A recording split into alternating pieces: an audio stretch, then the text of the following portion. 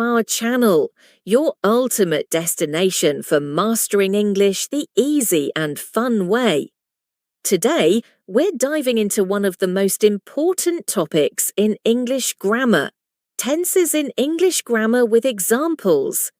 And by the end of this video, you'll not only understand all the tenses clearly, but you'll also feel more confident using them in your everyday conversation.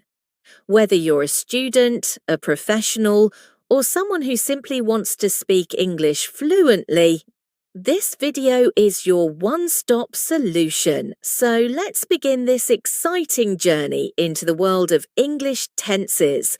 And don't forget to hit that subscribe button and tap the bell icon so you never miss out on our powerful English learning content that's transforming lives every single day. Now, before we get into each tense, let's understand what a tense really is. In simple words, tense tells us about the time of an action. It helps us know whether something happened in the past, is happening in the present, or will happen in the future. Tenses are the backbone of English grammar, and without mastering them, it's hard to express anything clearly. There are three main types of tenses: present, past, and future. And each of these is divided into four aspects: simple, continuous, perfect, and perfect continuous. That gives us a total of 12 tenses. Don't worry, by the end of this video, you'll have a crystal clear understanding of all 12 tenses with practical examples that you can start using right away in your daily conversations. And I promise, you'll feel more confident in your English speaking skills. So stay with us till the end. Let's begin with the present tense.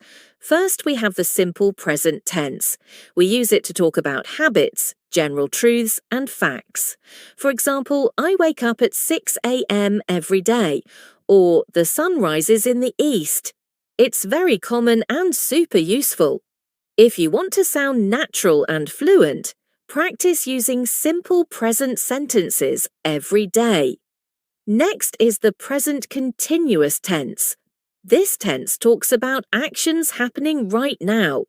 For example, I am watching this video, or she is reading a book. Notice how we use am, is, are plus verbing. If you're learning English, this tense is your best friend for describing current actions. Then we have the present perfect tense. It connects the past with the present. It's used when something happened in the past, but has relevance now. For example, I have finished my homework, or they have travelled to London. We use has, have plus past participle. This tense makes your English sound more complete and polished. Lastly, in the present category, we have the present perfect continuous tense.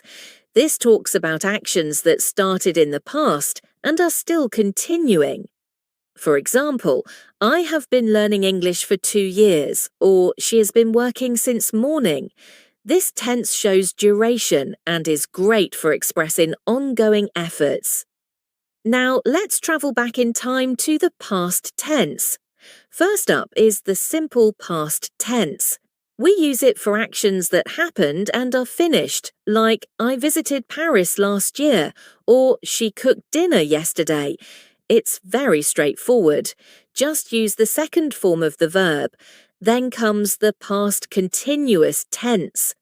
This is for actions that were happening at a certain time in the past. For example, I was watching TV at 8 p.m. or they were playing football yesterday evening.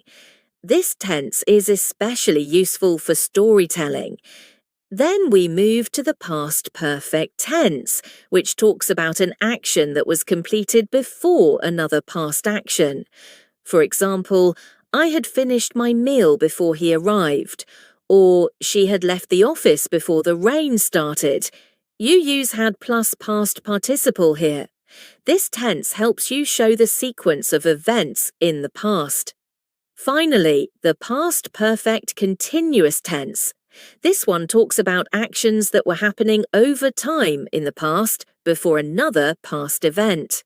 For example, I had been studying for 3 hours before the power went out, or they had been waiting for the bus for an hour. This tense is amazing for showing effort and duration. And now let's look into the future tense. We start with the simple future tense, which talks about actions that will happen. It's formed using will plus base verb. For example, I will call you tomorrow, or they will visit the museum next week. This is a must-know tense if you want to talk about plans or promises. Then we have the future continuous tense. It describes actions that will be happening at a certain time in the future, like I will be working at 10 a.m. tomorrow, or she will be attending the meeting. This tense adds detail to your future plans. Then comes the future perfect tense, which talks about actions that will be completed before a certain time in the future. For example, I will have finished the project by Monday, or he will have reached the station by 9 a.m. It uses will have plus past participle. This tense is great for setting deadlines or expectations.